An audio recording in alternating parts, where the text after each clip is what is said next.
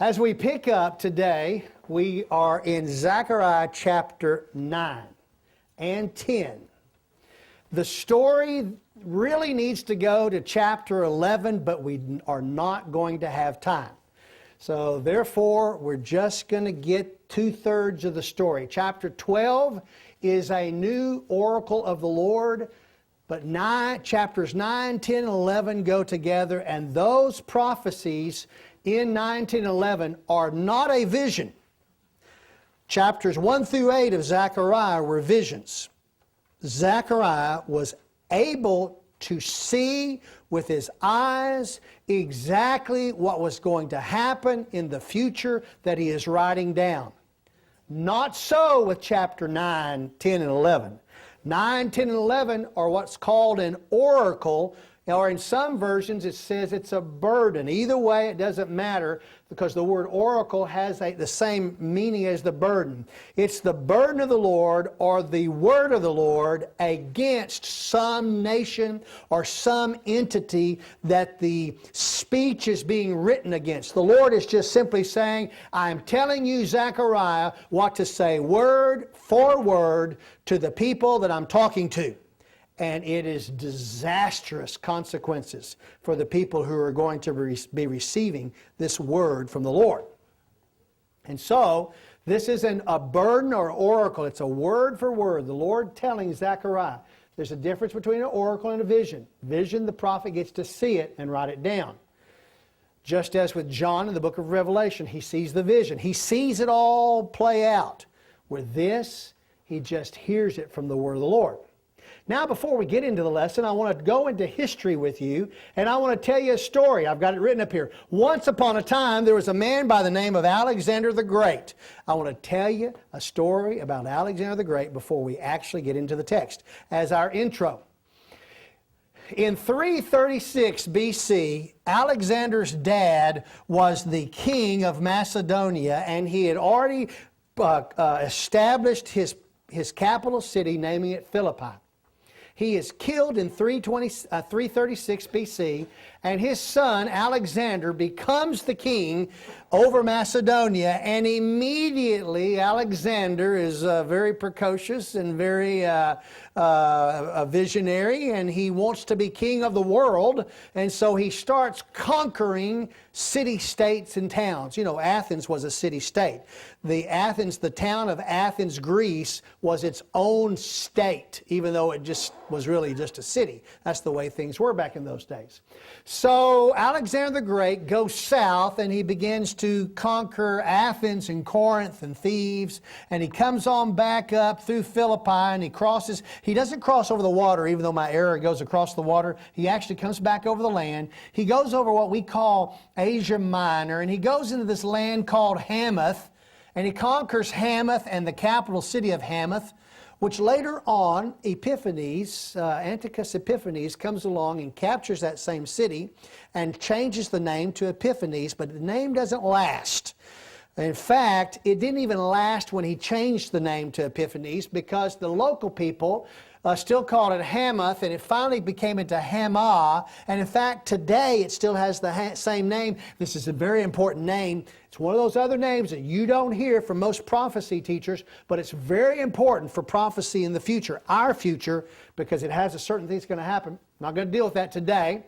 Alexander the Great conquers Hamath, the capital of Hamath. He goes down to Hadrach and conquers the city of Damascus, which is the capital of Hadrach, the country of Hadrach. Now, this is all Syria today. Damascus was the capital of Hadrach, but it's also the capital of Syria today. From there, he went over to Sidon. Now, Sidon is real easy for us to picture in our mind what it looked like. How many of y'all ever been to San Leon? Okay. I could go down with my Hummer and conquer San Leon by myself in about 2.5 days, if not one day. On Friday night, I could do it in about 2 hours. You know what I'm talking about. This is not a difficult place to just roll over. And with Alexander the Great coming down, he just rolls over Sidon, just tears it apart, conquers it for himself. 20 miles south is the city of Tyre. Now, actually, Back in 573, Nebuchadnezzar had conquered Tyre, the old city of Tyre on the mainland. Let's talk about mainland.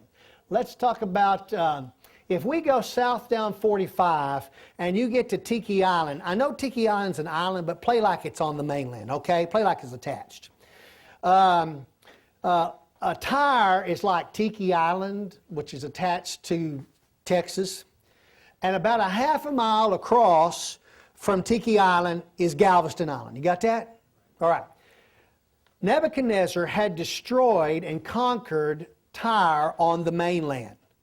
After that, the people of Tyre decided, well, let's go over to that little island about half a mile across and let's build us a new city of Tyre. So by the time of Alexander the Great, there was the old city of Tyre and there was the new city of Tyre out about half a mile out on an island out from the mainland. Alexander the Great comes through, and the walls of both of these cities are about 150 foot tall. They're made out of huge stones. It doesn't take Alexander very long to conquer the old city of Tyre. It's very easy for him to do. However, Alexander was not a seaman, and he had no seamen among him.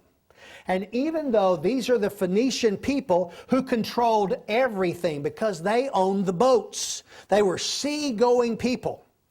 And in fact, in Tyre and Sidon, if you wanted anything that could be sold, bought or sold from Spain around to Italy to Greece to what we call Pamphylia, another area all the way down to Egypt, Libya, North Africa, all this area, it was the Phoenicians who moved it. They sent their boats out. They brought the grains up this way. They took them all over here. They brought the stuff in gold and myrrh and frankincense and grain. They brought all this stuff back over here. And in fact, you may go down to Joppa and you might be able to buy a few little things. But if you went to Tyre and Sidon, anything that was available anywhere around the Mediterranean Sea was available in Tyre and Sidon because they were the ship-going folks. And they always took some stuff out and put it right there. So if you wanted some of the glassware that came from Italy and from this area, you bought it in Tyre and Sidon. If you wanted some precious stones to be engraved, you went to Tyre and Sidon to do it, to get it done. If you wanted to buy some sort of fruit that only was up in this part of the land and you were from down here, the Egyptians went and got it from Tyre and Sidon or had it brought down. They controlled everything. So it really was the center place where all the mercantile merged there, and they were very smart people about it and very wise to do it. And so they flourished until Alexander rolled through. Well, for 5 months, Alexander tried to figure out how to conquer the new city where everybody had run to. Well, if he'd gotten on a boat and he'd gone up to it, the boat was right here, it was straight up 150-foot walls. How would he conquer that? Here's how he did it.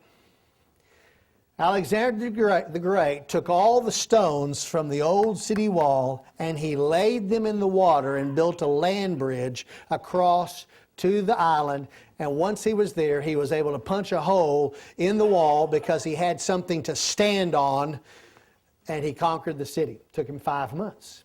From there, he moved right on down to on the coastline of Israel to Ekron. Ekron is just floored.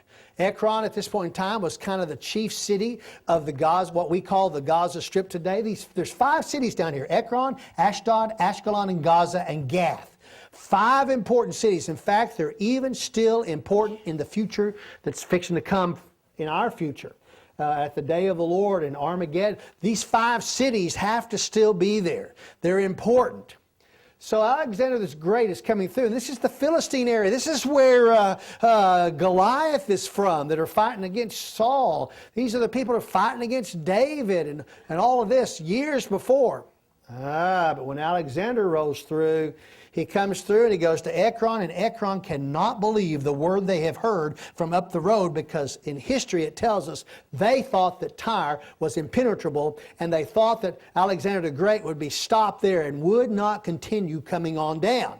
But no, they show up on Ekron's doorstep. They go over to Ashdod. They come down to Ashkelon. They go to Gaza. Goes into Egypt in 332 BC and becomes Alexander the Great, if you look in a list of Pharaoh, Alexander the Great is one of the pharaohs of Egypt, and he becomes the Pharaoh in 332 BC. He turns right around, leaves some people, some of his soldiers, moves right on back up the coast, up to Damascus, goes over, catches the Euphrates, meets Darius, the king of Persia, in 330 BC, and kills him. He's actually had several battles with him, but he kills him in this one. He is now the king of Persia too. He's not only the Pharaoh of Egypt, but he's the king of Persia. He's the king of what we would call Syria and Asia Minor and Macedonia and Greece. He is just marching on. He marches on from 330 down into India. By 326 BC, he conquers India and becomes the king of India. His men help him with that battle, but then they revolt. He wants to go across the mountains on to the east, and they do not want to cross the mountains. So he turns, and they head on back, and they land in Babylon. And in Babylon, yes, Babylon in Iraq that we know about today, and he dies in 323 BC, and he is buried, Alexander the Great is buried in Babylon. He's got several generals, but 4 rise as the cream of the crop. The 4 generals decide to split up the land that belongs to Alexander the Great into 4 parts. Ptolemy takes this part, Seleucus takes this part, the other 2 take the other 2 parts, and these boundary lines begin to move back and forth as the years come along. That's just like Charlie Shiver being one of the generals, and I'm another general, and we get along. In fact, I'm letting my daughter marry his sons, and his daughters are marrying my sons, and we're jockeying for power because I really want, as Ptolemy wants to take over what Seleucus has, and Seleucus wants to take over what Ptolemy has, and there's this battle moving, and so there's this friendly, horrible battle going on. You mean friendly because they act like they like each other, but they really don't. They're really all trying to conquer and get the land. And it was split up into 4 to begin with, but now their lines are moving. In fact, the 2 that on this side, they end up losing the land and everything. Seleucus takes it. In fact, Seleucus's men, by the time of 169, 168, they have conquered Egypt and conquered Ptolemy, even though Ptolemy's family is going to come back and rebel against that. They've basically gone down, and that's kind of where the story is. As we go on forward, in 167, a descendant of Seleucus, one of the generals that takes this area, his name is Antiochus IV Epiphanes. Antiochus comes marching in. He's already taken Egypt, and he gets off the beaten path. Oh, wait a minute. Before I tell you that, why is he making this trip, and he goes right down here, and he comes right back up, but he never goes to Jerusalem? Why? And why does he go all the way back over here and go? Because that's the trade routes. Go get maps of the ancient trade routes. If you weren't on the trade route, you didn't have to be conquered, because the stores and the towns on the trade routes controlled everything. Now think about that. Think about history in America. Think about all the little towns that were bustling little towns until the trains came through somewhere 25 miles away, and all of a sudden the little towns begin to die. And where did the popular towns pop up? Over on the train routes. Where did the popular towns pop up when they are they've actually, when I-45 went in between here and Dallas, they actually moved some of the towns over several miles to get them on I-45. And in some cases, I-45 was actually moved over to get back in line to go to some city that had some financial pull and everything, so that they would not be passed by. Wherever the trade routes was, that's all Alexander had to conquer the area. The trade route did not go through Jerusalem. So Alexander the Great went down to Egypt and came back within 30 miles of Jerusalem, and he never, ever touched Jerusalem. It was safe. It's not safe for long. Within 100 years, a descendant of Alexander the Great, of Seleucus, Antiochus IV Epiphanes, he comes into Jerusalem, and he takes Jerusalem. He's already taken Egypt. He's going to take Jerusalem. He does. He goes into the temple. Yes, the temple that is being rebuilt in Zechariah's day. He takes over that temple that's not going to be finished for another 2 years. He takes that temple and he puts pig's blood all over that temple. Now, if you know anything about Jews, they don't even grease their pots and pans with pig's blood. No, that's unclean. You don't fry eggs with ham in Jewish life. He desecrated the temple. He stopped the sacrifices. He actually built an altar to Zeus in the temple. 3 years later, the Jewish leadership, under the direction of Judas Maccabeus. Now, if any of y'all have got an old King James Bible or a New Revised Standard Version, there's things called the Apocrypha in there, and 2 of the books are called Maccabees 1 and Maccabees 2. Wonderful history about what happened between 2 dates, between 404 BC and 4 BC. What happened in 404 BC? The book of Malachi, the last word from God, is spoken and written down to finish our Old Testament. What happened in 4 BC? Jesus the Savior is born. There is 400 years of silence from the Lord, speaking words from the Lord. But that does not mean that God, the Lord, is not interacting in fulfilling prophecy and His desires for the people. He is still interacting in the lives of people just like He'll interact in your life today. You may be one of those people who say, I've prayed, but I don't hear God talking to me. But look around and see what He's doing for you. And that's what happened during this 400 years, which takes in Alexander the Great and Antiochus Epiphanes and Judas Maccabeus. Judas Maccabeus rises up and he gathers the forces of Judea and Benjamin, and they rise up, and even some of the forces of Ephraim, the northern 10 tribes, come and join him, and they go against Antiochus Epiphanes. Antiochus Epiphanes dies, is run out of town, then he dies in the next year. And Judas Maccabeus brings in the proper sacrifices back to the temple. They sacrifice them on the altar. The altars have these little drain things that drain into the basins, the big bowls, and the bowls just fill up with the blood of the sacrifice.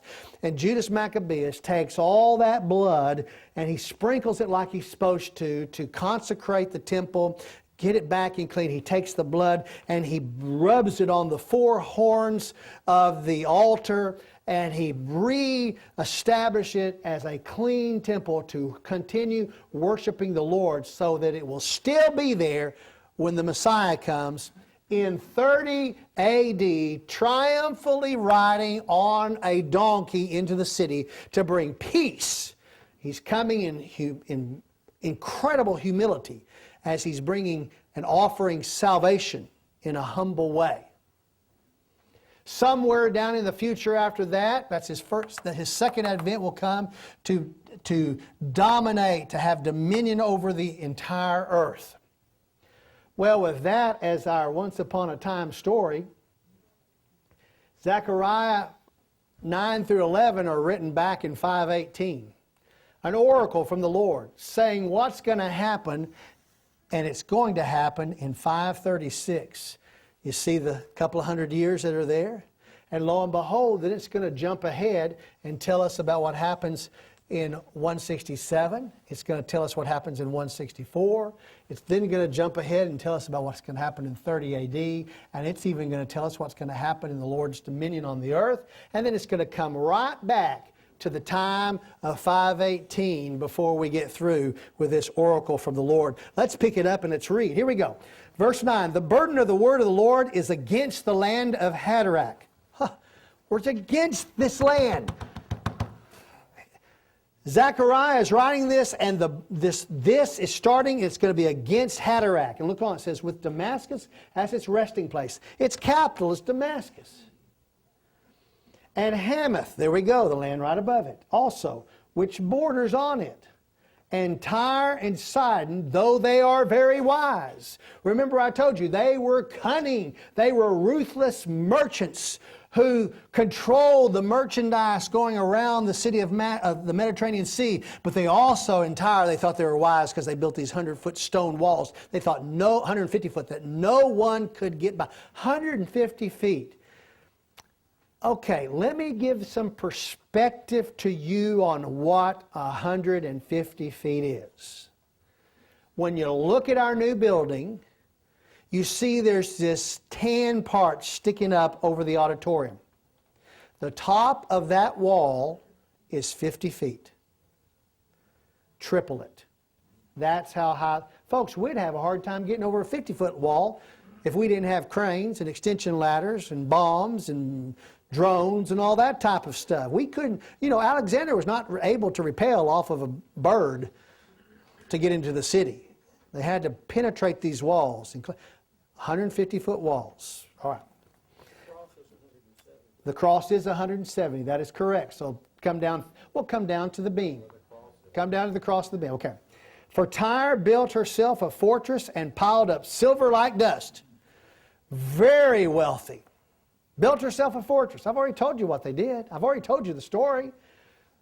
Now watch how the Lord is telling it 200 years in advance of what's going to happen and what happened when Alexander the Great came from.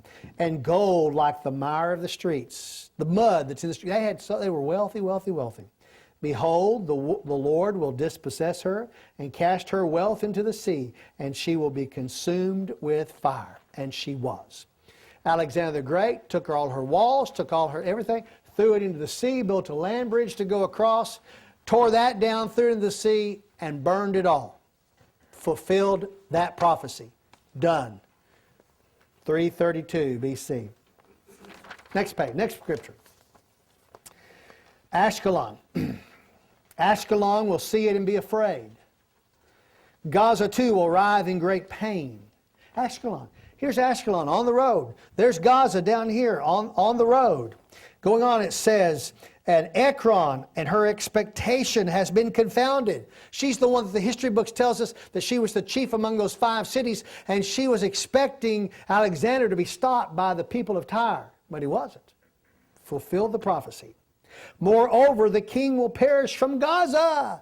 History tells us what happened to the king of Gaza. They bore holes in the top of his feet. They put ropes through them. They tied the long ropes to a chariot, and Alexander the Great had him dragged through the city of Gaza. He died being dragged through the city. And they killed thousands and thousands and thousands of them. Fulfilled the prophecy. Ashdod will not be inhabited. He literally... Alexander just literally killed everybody in Ashdod, over 10,000 inhabitants. And that's Ashkelon will not be inhabited. And a mongrel race will dwell in Ashdod. Back up in Ashdod, when he hits that city, not only does he destroy it, but he doesn't kill everybody, but he leaves, according to history, some of his men there to intermarry a mongrel race, not the pure Philistines. No, Philistines are going away. For all practical purposes, after Alexander the Great makes his march through this, what we call the Gaza Strip today, the Philistines are no more. Because in other passages, which we're going to get to as we continue to study, the Philistines begin to scatter out. They don't live in this area anymore. No, because the Canaanites are moving in. The Jebusites are moving in. And they're going to move in. They're going to intermarry with the Edomites who are down south, who are cousins of the Jews. He says, I will cut off the pride of the Philistines. And he does. I will remove their blood from their mouth and their detestable things from between their teeth. In other words, the Philistines will have no more bite left in them. Oh, back in the days of Saul, Goliath, they came, they were bloody, they were bloodthirsty, they were always going against Israel. Even through the days of all the northern kingdom and the southern kingdom, the Philistines were always a thorn in the side of them. They're cut off. They have no bite any longer after Alexander the Great gets through with them. Then they also will be a remnant for our God and be a clan, be like a clan in Judah, and Ekron like a Jebusite. In other words, they're going to scatter. Everything's just going to be, they're going to be under control. Just like Judah's under control, And the great Jebusite fortress that David took over, it's called Mount Zion, is under control of God. They're all going to be under control, and a new group's going to come in and take over them. Verse 8. But I will encamp around my house because of an army. What army? Alexander's army. The Lord here encamps around Jerusalem. When Alexander goes down and he comes back, he comes within 30 miles of Jerusalem and never touches Jerusalem because the Lord is protecting Jerusalem. Look, I will encamp around it because of an army. Whose army? Alexander's army. Because of him who passes by and returns. Alexander went down with his men and he came back up, but he never went into Jerusalem. And no oppressor will pass over them anymore. For now I have seen with my eyes. Zechariah didn't see the vision, but the Lord could see the vision. Do you realize, Bob Halstead, that the Lord knows exactly what you're going to wear on November 5th of this year at 8 o'clock in the morning? He has already seen it with his eyes. He already knows. So he's telling Zechariah, I have seen it with my eyes. I know this stuff is going to happen. I'm telling you, tell him word for word what I am saying. History has told us that it was all fulfilled, word for word. Verse 9, rejoice greatly, O daughter of Zion. Zion. Remember, whoever controls Zion controls the politics. Rejoice, you politicians in Zion. Rejoice. Shout in triumph, O daughter of Jerusalem. Who is daughter? Jerusalem's the people who are living in, or especially the women who are living in Jerusalem. Rejoice, leadership. Rejoice, people. Why? Because your king is coming to you. He is just. He is endowed with salvation. His salvation? No.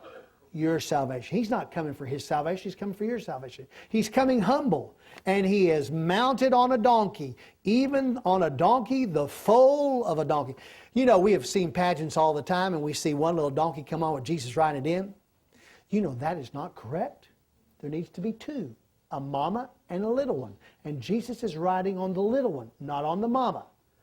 We should have two.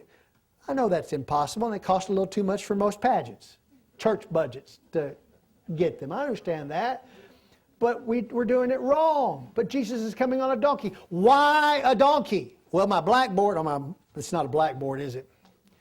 This is a whiteboard. Oh my, names we put on things. If I could go way out, this is a whiteboard. You think they'd like a mark slot on this? Let me see. No, I won't do it. But let's go back to 2066 BC. Let's go back 1,500 years before that, because that's as far back as I can find it. 2066 BC, Sodom and Gomorrah are still standing, by the way. Isaac is not born yet. He will be born in just within the year. There are some kings from the north who are coming after the kings of Sodom and Gomorrah and some of these other cities. They've captured Lot, and they've taken him off to one of these cities, and this storm's coming in that night. And these kings, when they've come riding on horses. They have this big old fight. By the way, what happens, after that is the storm comes in 266 BC, and Abraham is over in his tent trying to hold down because of everything he hears on the other side going on. And when the morning comes, he slips up on top of the hill to go see all the destruction of Sodom and Gomorrah that happens over the night. Back in those days, if a king came riding on a horse, he was coming for war. If he came riding on a donkey, he was coming in peace.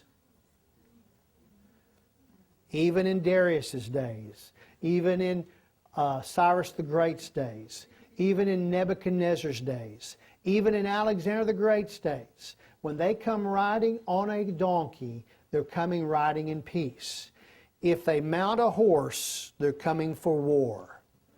You knew when you saw the king coming what his purpose was by what he was riding, on a donkey in peace or on a horse for war. So therefore, there's a prophecy. History tells us that it happened. That he came in 30 AD, just as the Lord had seen it with his eyes and told Zechariah back in 518 BC. And it happened. Verse 10. He goes on to his dominion. Look here. I will cut off the chariots from Ephraim. Ephraim. I say, who's Ephraim? Ephraim's the son of Joseph. Remember when they went into the promised land, Joseph got a double portion, a double blessing. He had two sons, Manasseh and Ephraim. Ephraim's land ends up just north of Jerusalem in this area. Jerusalem is the capital of the southern kingdom, and the capital of the northern kingdom is in Ephraim's land. In fact, it's just a few miles up the road from Jerusalem. Now picture this in your mind. When the king of the northern kingdom, wanted to go see the king of the southern kingdom, or vice versa, it was closer than from this room to Hobby Airport. Closer. Not very far. A little more than a half a day's journey. One way. So, he is saying here, Ephraim. All right, Ephraim. He's saying, I will cut off the chariots from Ephraim and the horses from down in Jerusalem. Yes, he's going to cut that off too.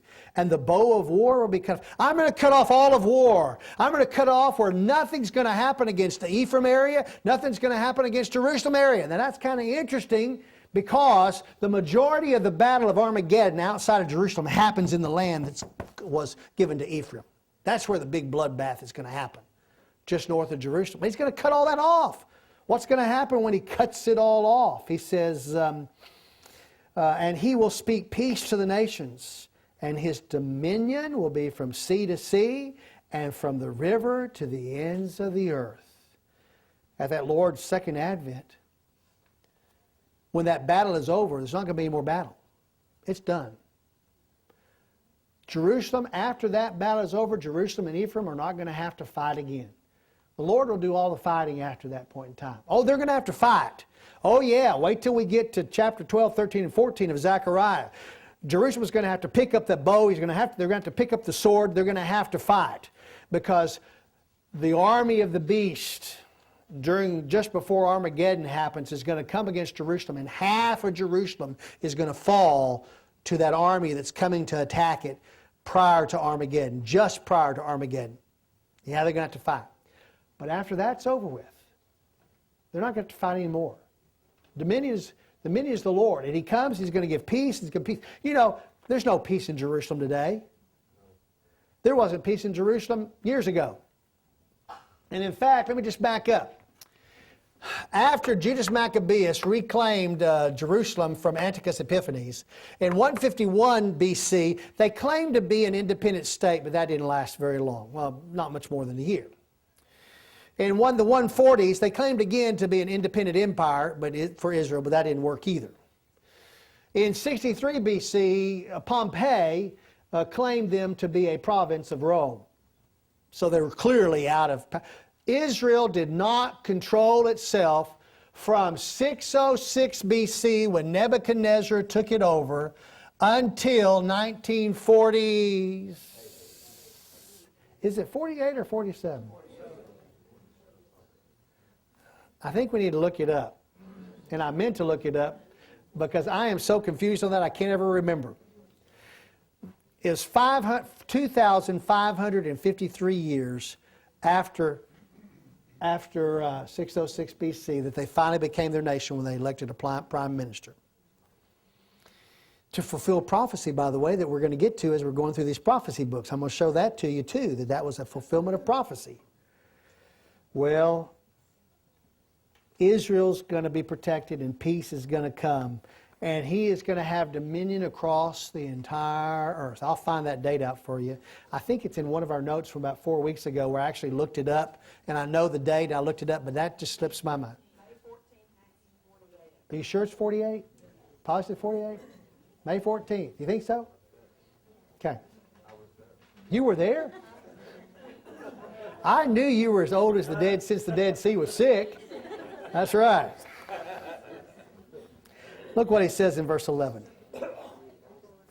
As for you also. Hey, I can help you with that. Hang on a second. Let's just find out. Let's don't leave us. I happen to have a timeline here. Let's just find out when it was. Lo and behold, have the tools right in my hand and forget. So let's just find out. Charles is mentioned in here, yes. We've got Charles the Bald and Charles the Great, and all of them are Charles. Charles the Mess.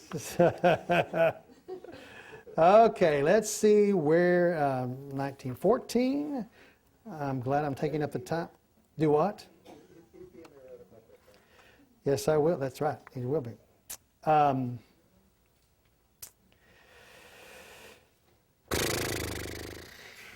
Maybe they don't like Israel in here. It's May 14th, 1948. I'm looking there. I sure. Is that what it is? 1948. I'm going to take your... Yes, it is. It's 1948. That's right. We got it here. I told you what it was. Here's the deal. In 1947, a partition is made between the Palestinians and the Jewish states, and it's agreed to by the United Nations, and that happens in 1947.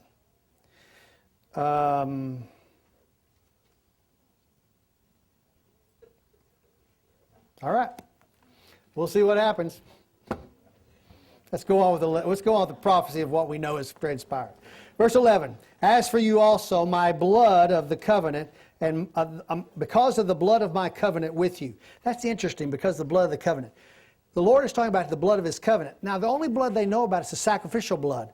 But this is really New Testament stuff going on here, because he's going to make his blood of the covenant essential for your son. That the shedding of his blood and him getting rid of his blood out of his body, and that blood being done away with and spilt on the ground, is the catalyst that brings about his death on the cross. Okay. He says, because of the blood of my covenant, I have set your prisoners free from the waterless pits. In other words, no one will put you in dungeons any longer. No one will throw you into the pit. You know, back in those days, when they wanted to put you in jail, they threw you into a dry well. Remember Jeremiah? Because, you know, that's the best way to keep you. Just throw you down there and don't put a rope down there. And they had a place. They'd take you from the water's pits. That's what they did over in Assyria. And that's what the Egyptians did to them. Return to the stronghold, O prisoners, who have the hope. This very day I am declaring that I will restore double to you. This very day, he's gone all the way to the dominion of the Lord. Now he's come back over to talk. Let's talk about right now. Let's talk about 5:18. Let's talk about what happens right now. As for you, that's because of the blood of my covenant. You're back. You're never going to have to worry about being thrown into dungeons and pits and stuff as a nation again. You're going to return as prisoners who have hope. And this very day, I'm declaring that I will restore double to you. Verse 13. For I will bend Judah as my bow. Good. And I will fill the bow with Ephraim. Good. And I will stir up your sons, O Zion, against your sons, O Greece. And I will make you like the warrior's sword. That's right here. All right. They're not going to take you. They're not going to throw you in dungeons. But when Antiochus Epiphanes comes in, I'm going to stir you up, Judah, so that you, O Jews, will be a bow against, O Greece. Fulfillment of prophecy. That's what it is. Then the Lord will appear over them, and his arrow will go forth like lightning. And the Lord God will blow the trumpet and will march in the storm winds of the south. The Lord of hosts will defend them, and they will devour and trample on the sling stones, and they will drink and be boisterous as the wine, and they will be filled like a sacrificial basin, drenched like the corners of the altar. And the Lord their God will save them in that day as the flock of his people, and they are as the stones of a crown sparkling in his hand. For what comeliness and beauty will be theirs. Grain will make the young men flourish, and new wine the virgins. Oh my goodness. In this day when this happens, everything is going to be protected, so that when it's time for Jesus to come, it will still be there. He's going to take care of them. They're not going to go off into... When Antiochus Epiphanes comes in, they are not going to be taken away. In fact, whenever they destroy and conquer Antiochus, they go and make that sacrifice. The bowls of blood are filled at the altar, and those horns of the altar are now anointed with the blood to cleanse the pig's blood that's on it off. Ask for rain from the Lord at the time of the spring rains. You've heard of the latter rains and the former rains? The former rain comes in September and October. It's very, very important. They plant the wheat grain in the ground. Now, I don't know anything about growing wheat, but all I do know is that it really likes to have snow on it. It likes to go through the winter. So you plant it, and they want just a little rain in September and October to germinate the seed so it'll pop up. Then it goes through the winter. Then they need the former rains, because that stalk will come out. It doesn't take a lot of water to get the stalk up. But when it starts bearing fruit, it has to have plenty of water. Pray for the spring rains. Pray for those latter rains to come. And the Lord says, I will make the storm clouds for you, and will give them showers and rain, vegetation in the field forever. Just ask. Ask for the rain. You know, battles were interesting back in those days.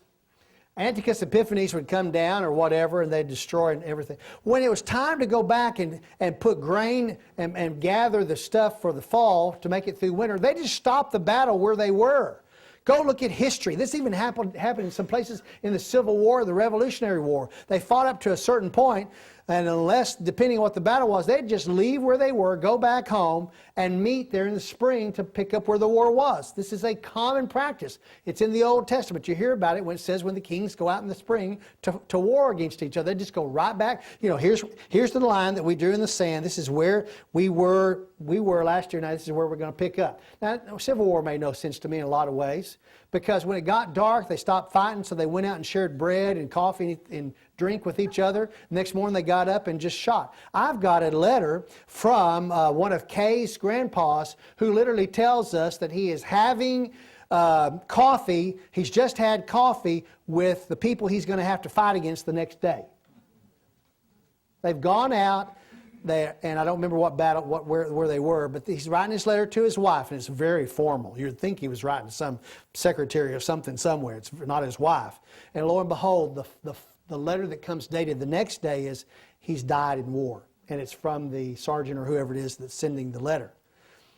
Just silly stuff. You know, wars are always of individuals who are against individuals, but they gather a lot of people to fight the wars. That's just the way it is. Antiochus Epiphanes was doing that, and so were the rest of them. Ask for rain, the Lord says, and I'll give it to you. Ask for it. When this comes for you against you, Judas Maccabeus, ask for rain. In the spring. I'll give it. By the way, all this took place in the spring. Ask for it. He's going to bring the blessing, just like he does on the grain. For the teraphim speaks iniquity. You know what teraphim is? Some people thought that was an angel, but it's not an angel. Let's say I took this, carved this out and put a couple little arms on it and a face and a nose, covered it in gold and set it up on my mantle. And every day when I went to pray to God, I went and prayed to this little Mark Salat. Dear Mark Salat, I pray to you, O Mark Salat. Bless me, give me gold and silver, and Mark Salat. May the ink of your Mark Salat never run dry. It's a household idol. They made it themselves, and it's a household idol.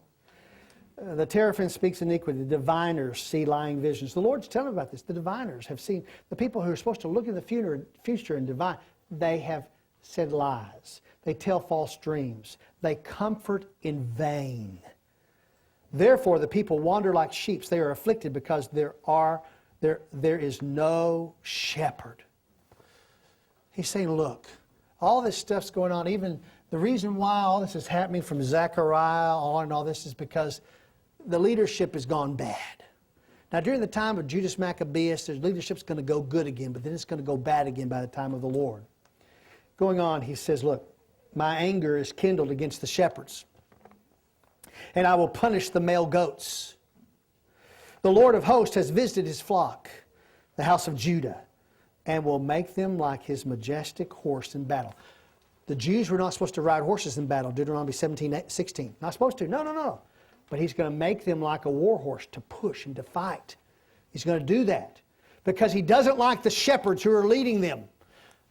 And they're like male goats, and he's going to punish the male goats. Male goats, you go buy you a goat, put it in your yard and said, "Goat, don't eat my grass. Go away for about 45 minutes and come back and measure the lawn you have left." You can't change their character at all. It's like skunks. Skunks stink, and they're not going to stop stinking. Shepherd, male goats among the people. These male goats, a better example may be of what they're doing. It's like rats and snakes. At Danbury, when we were building Danbury, we had the air conditioners setting for about 14 months inside the room. When we went to move the air conditioners, if mice ran out from underneath the air conditioners, we knew there was a snake underneath it. Outside where we packed the wood, when we grabbed it with forklifts, if mice ran out from underneath, we knew a snake was underneath it. Mice and snakes live together. Did you know that? Yeah.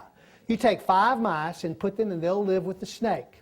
The snake will come along every once in a while and go for about 3 weeks. And he does nothing. The mice are running all over around thinking they're safe. Thinking they're safe. Snake gets hungry after about 3 weeks. The mice don't realize that lump going down him to the other end is one of their relatives. The mice are having 15 mice every 4, 5, 3 weeks, according to, the book of encyclopedia. So they're just multiplying, crawling over the snake. Snake's just sitting there. Hadn't changed his personality one. Deadly to the mice, but he's only hungry once every 3 weeks. So they're going to live there. Do you know that every one of those mice, at some time in their life, is going to make a journey through a tunnel to the end of the tail of that snake? And they think it's all right. Now apply that to some churches and some religious organizations and some false religious organizations like Islam and Hinduism and Buddhism and Hare Krishna and Mooniism and Mormonism and Jehovah's Witnessesism, whatever it is. And even some Baptist-isms and Methodist-isms and Catholic-isms. And we can just... that have false leaders who are nothing but goats.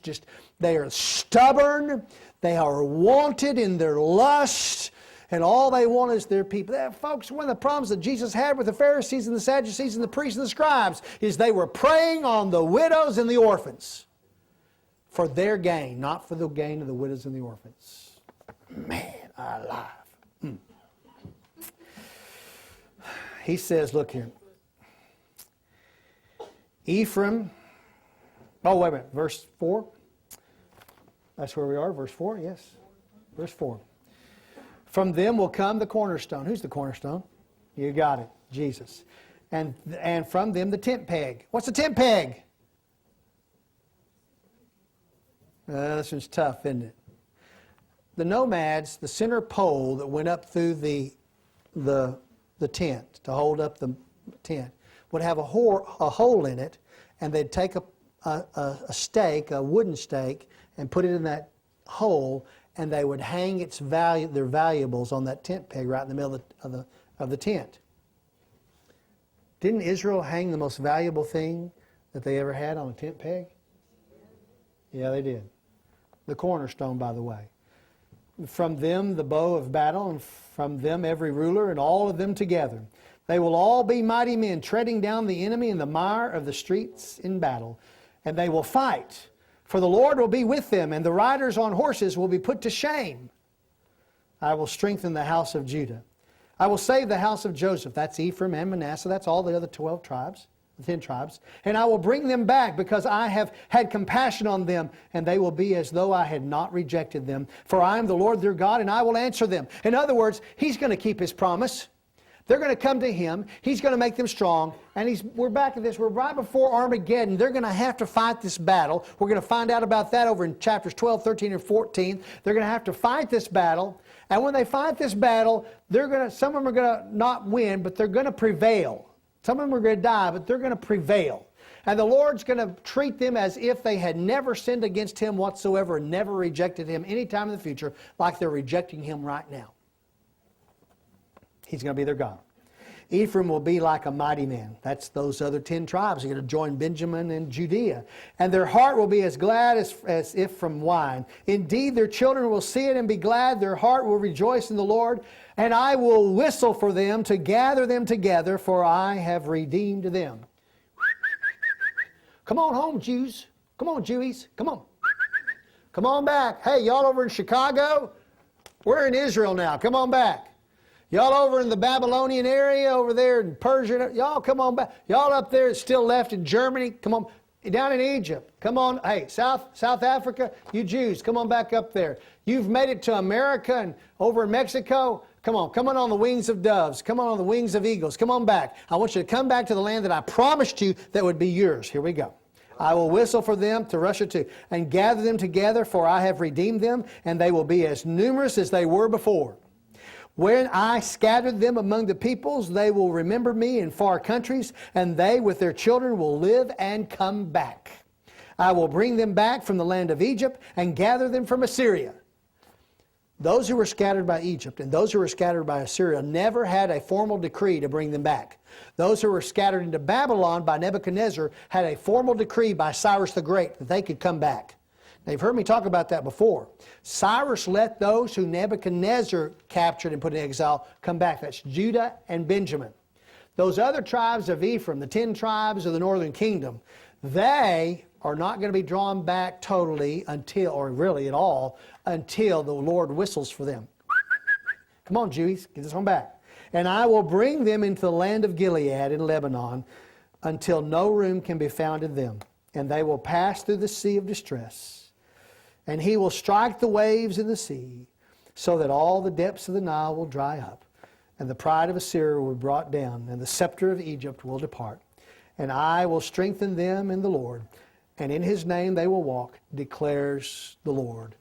Prophecies have been fulfilled, except they've not all gathered back. And by the way, from the Nile River to the Euphrates River, and all the land that was trodden by Abraham